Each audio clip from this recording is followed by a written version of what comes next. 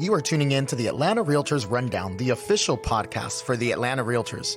We're here to keep you updated with the latest trends, topics, and keep you in the know of our ever-changing Atlanta market.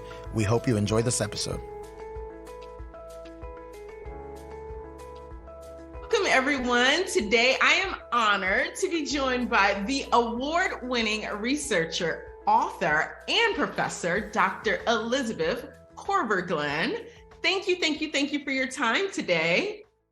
Yeah, thank you for having me. Yay. Well, today we will be discussing Dr. Elizabeth's latest research on appraisals, which we as realtors know can be the deal breakers, the deal makers in our industry, making this a vital conversation that I'm really excited we get to discuss. Before we jump in, though, as the audience knows, I always like to start with a quick icebreaker, just fun. I did not tell you about this on purpose. Just to get your core gut responses. We're going to just do some fun rapid fire questions. So here we go. All right. Tiny house or RV? RV. Oh, okay. So you want to be able to travel? Yes. Yep. I love that. A restless, wandering soul. Yes. I struggle with that one. I feel like I would probably do the RV too. So yeah.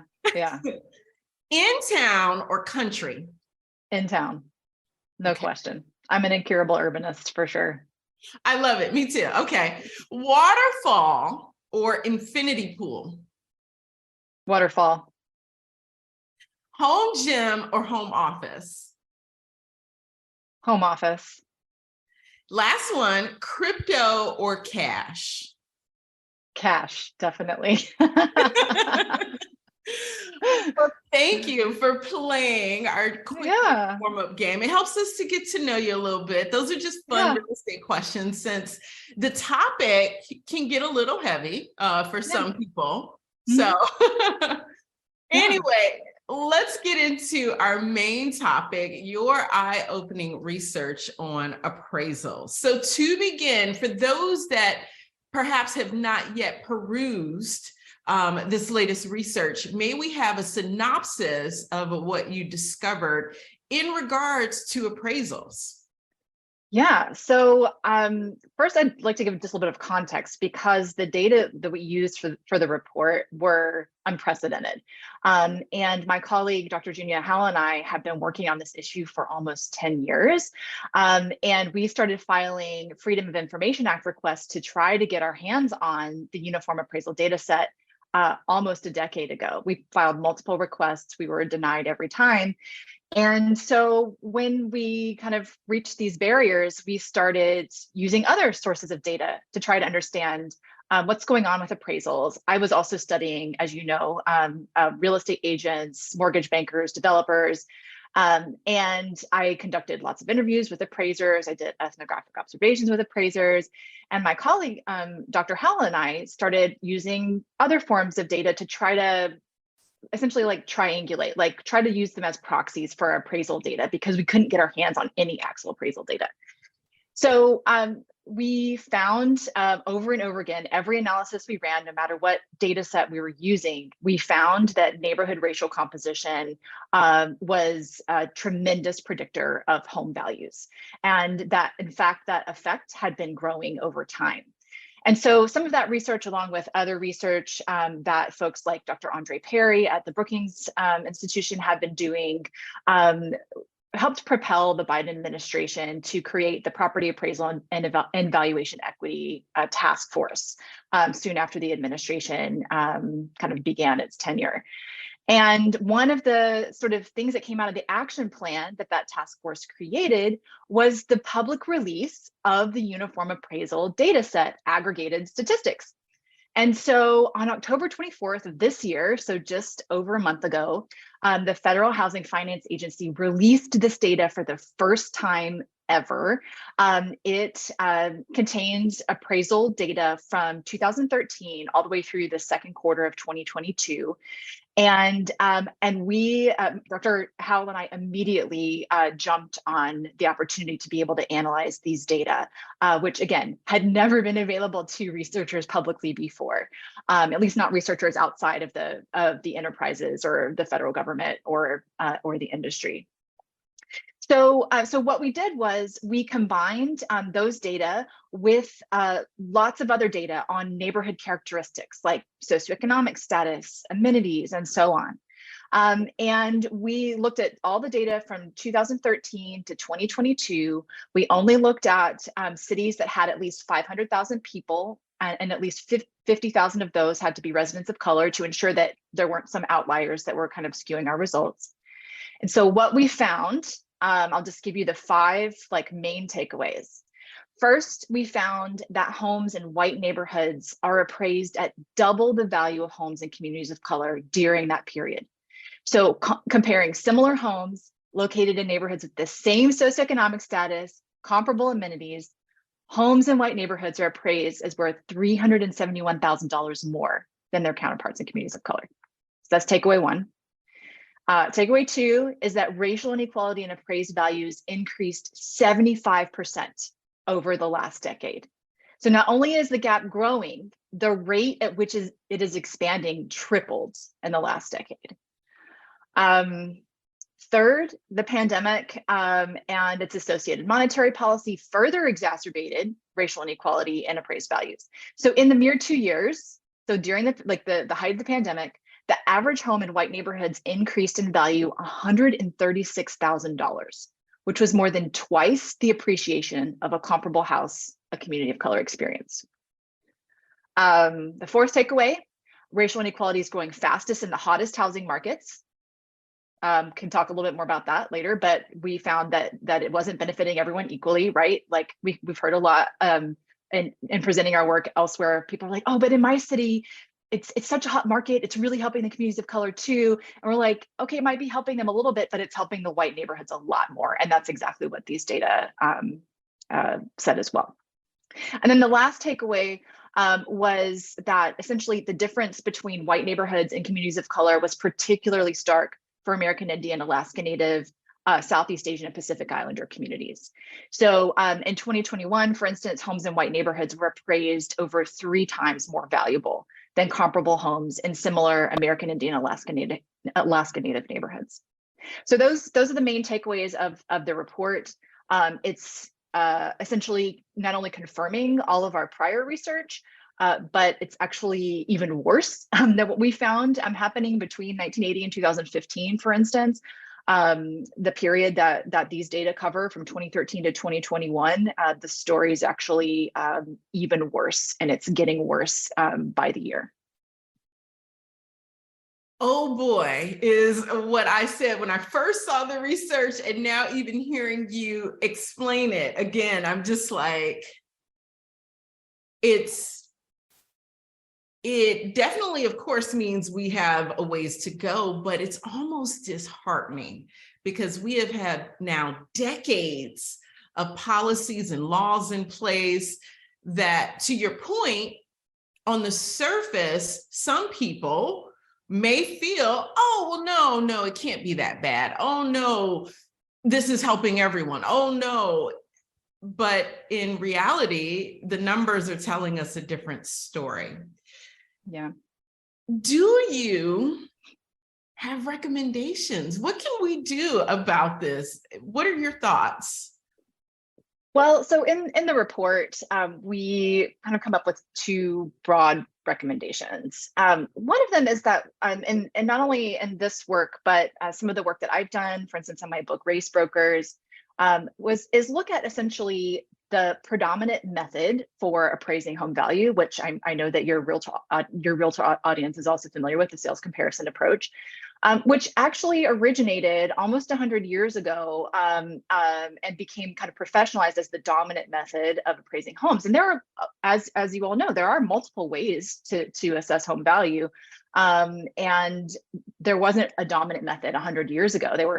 Many methods were used, right? So like the cost approach, for instance, the income approach. But around the time that the appraisal industry was professionalizing, the Roosevelt administration was trying to pull the United States out of the Depression. We start the Federal Housing Administration, all of that stuff. Essentially, the federal government gives the architect of the sales comparison approach the green light to institutionalize this, right? And literally explicitly make an individual home's value worth based on its location, not in a like benign sense, but in terms of who is living nearby, the neighborhood racial composition, the neighborhood class composition. And when the Fair Housing Act passed, and then a series of related legislation into the 1970s, the Community Reinvestment Act, for instance, in 1977, there were lawsuits. For instance, there was one against the appraisal industry in 1976, essentially bringing into explicit racial discrimination, the requirement to record race on appraisal reports. But nothing is done about that method. So in 1978, appraisers are still doing their valuations of homes, and they're drawing on comps from 1977 or 1976, right? So literally baking into the sort of contemporary landscape what had been previously explicitly racist in classes, right? And nothing about that method substantively changed between all this fair housing legislation and then how things are today, right? And so even comparing like the historical method to like the Appraisal Institute's training materials nowadays, there's so many similarities. It's eerie, right? So the word race isn't like used, but there are lots of other sort of coded words, right? And in my research with appraisers, that's exactly how they interpret them, right? So for me, and in this report, we highlight the method itself and the logic of the sales comparison approach as truly problematic, and one of the reasons why we're continuing to see these inequities.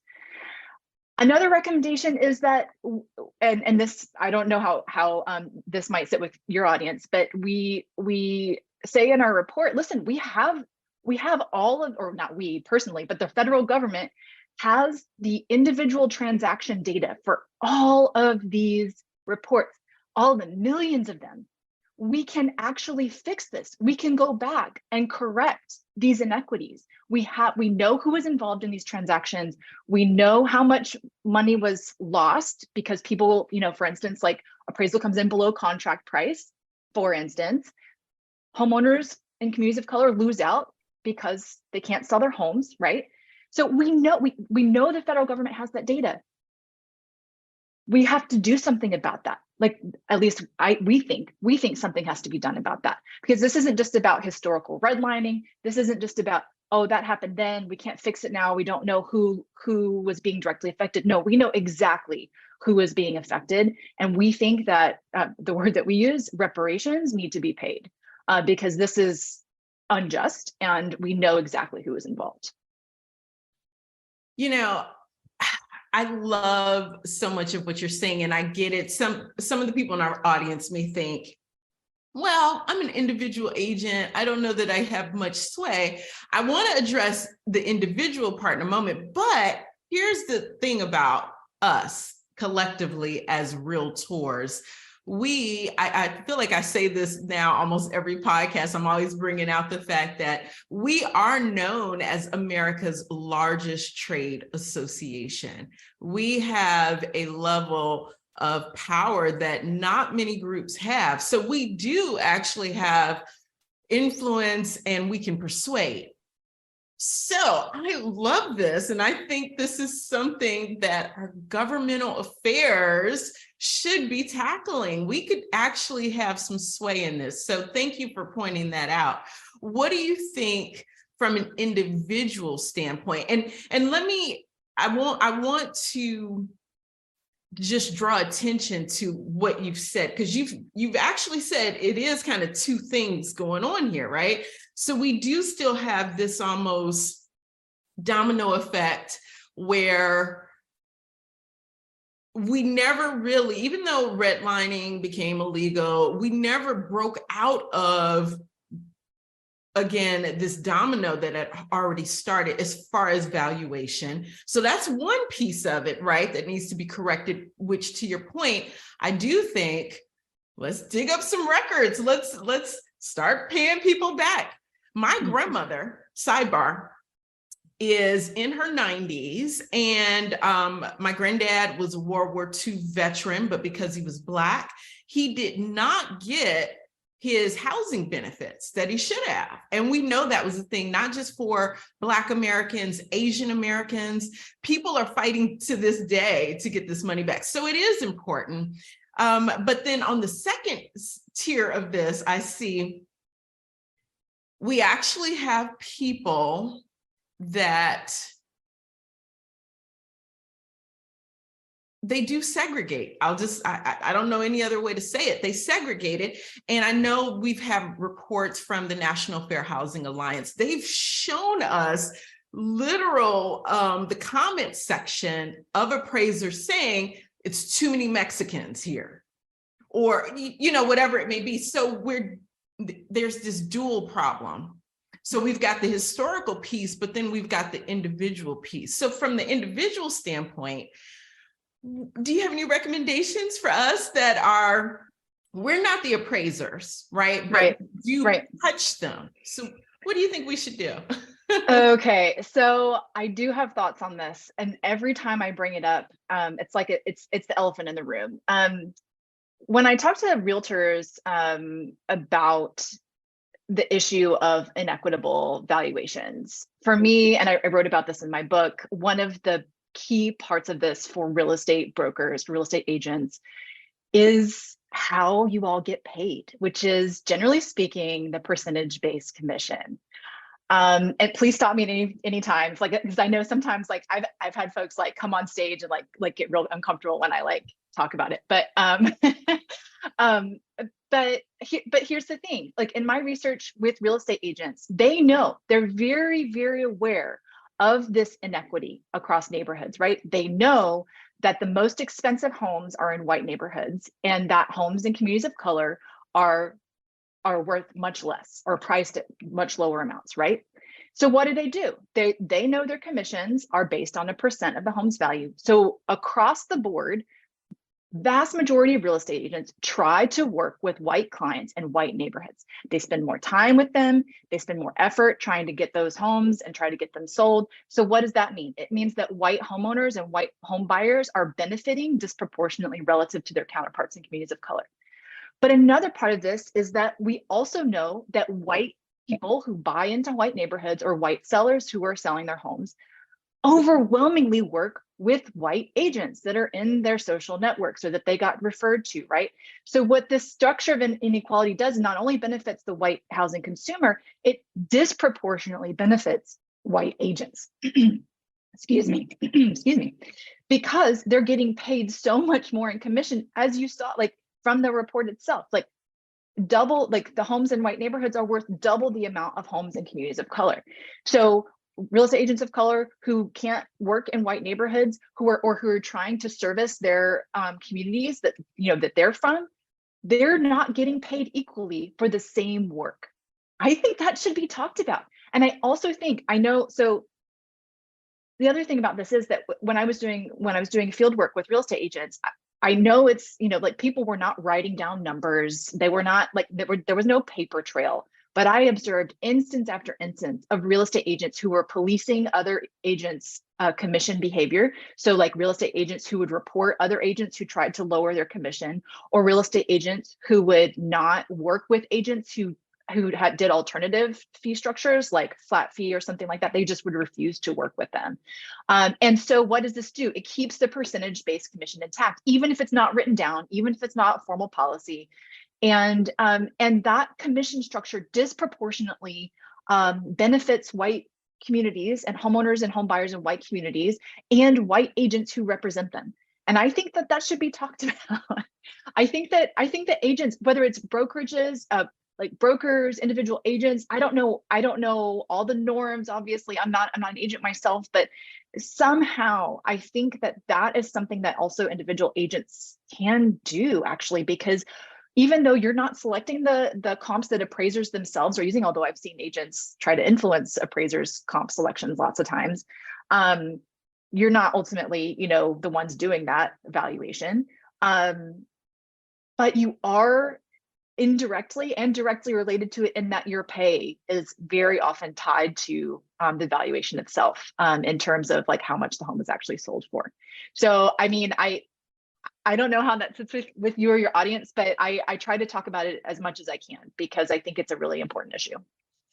No, that's a great point to bring up. And, it speaks to a lot of things. Even if a company weren't go to a flat fee model per se, there's still a lot of things around the income structure that could make it more equitable. There's that would be a whole nother pod, I think, and a whole nother discussion. Yeah. But it is an interesting point, and it deserves thought and discussion, because the bottom line for me, again, with your research, as well as, again, just in 2021, there's been thankfully, so many different data sets that have shown we are decades into this now, but we have seen either very marginal changes or, again, to your point, Native and Indigenous people, they're actually in the negative, right? So it's not working. No. We do have to figure it out. We've got to think outside the box about all of this. Yeah. And again, I think it doesn't need to just be dismissed like, oh, I'm not doing that. Oh, that's too much to ask. Well, go ahead. Well, I was going to say, one of the other things that as you were talking, I was reminded of this. So at the individual level, like if you're working with clients and their appraisal comes in below the contract price, I would say be real suspicious of that, especially if it's in a community of color, because we know that happens more often in communities of color. We know that systematically appraisers are turning in valuations that are below contract price. And so if that happens to you or your clients, I would maybe try to get a second appraisal. I would push back a little bit. I would, there are things you can do, right?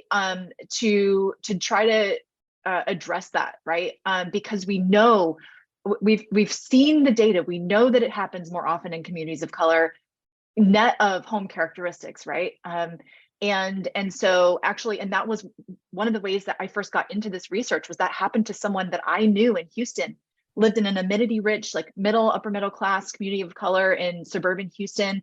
And they tried to sell their house and the appraisal came in well below the contract price. And they ended up having to go through a short sale and it was a disaster, right? Lost so much equity. And so I think at the individual level, that's yet another thing, right? To be aware that this is what's happening and be willing to use that influence as a real estate agent to try to pressure the lender or the like the others that are involved to maybe give it another look, right?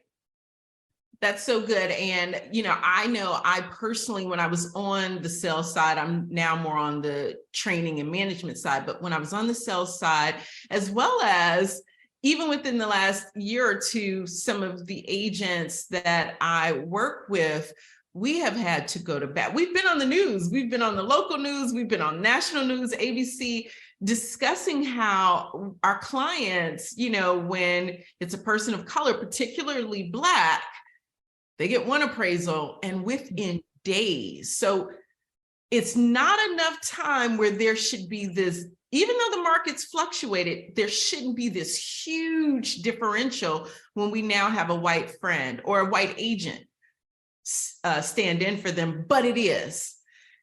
So we've been highlighting this over the last couple of years since the pandemic started, and it's disheartening. Again, it almost speaks to why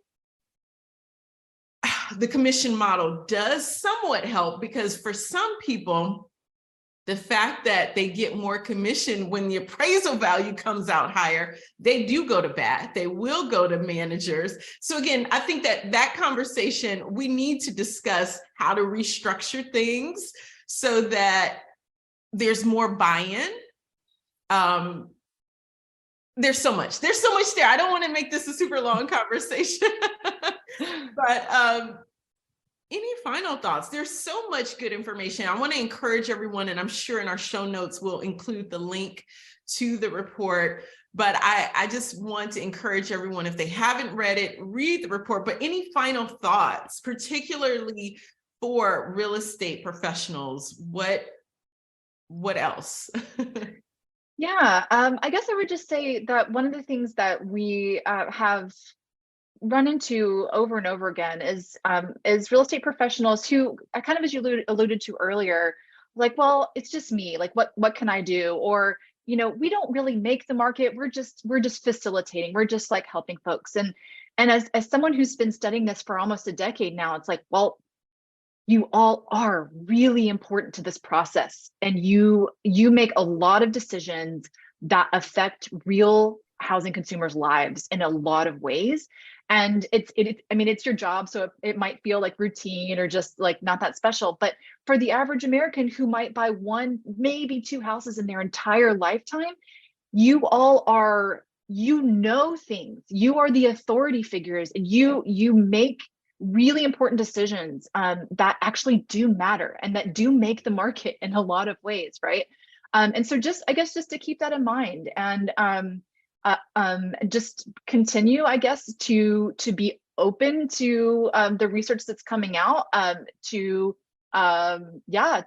be brave and have the conversations that need to be had about how to foster equity in a system that for 100 years was and more was intended explicitly to foster inequity, and what that really means for your daily lives. I'll also just say that on the report website, you can access the individual like metro specific reports for all 105 metropolitan areas that are in the study. So if you're interested in Portland, Oregon, or you're interested in New York or Chicago or whatever, you can go to the report's website and you can click on the individual city and see the city specific results there.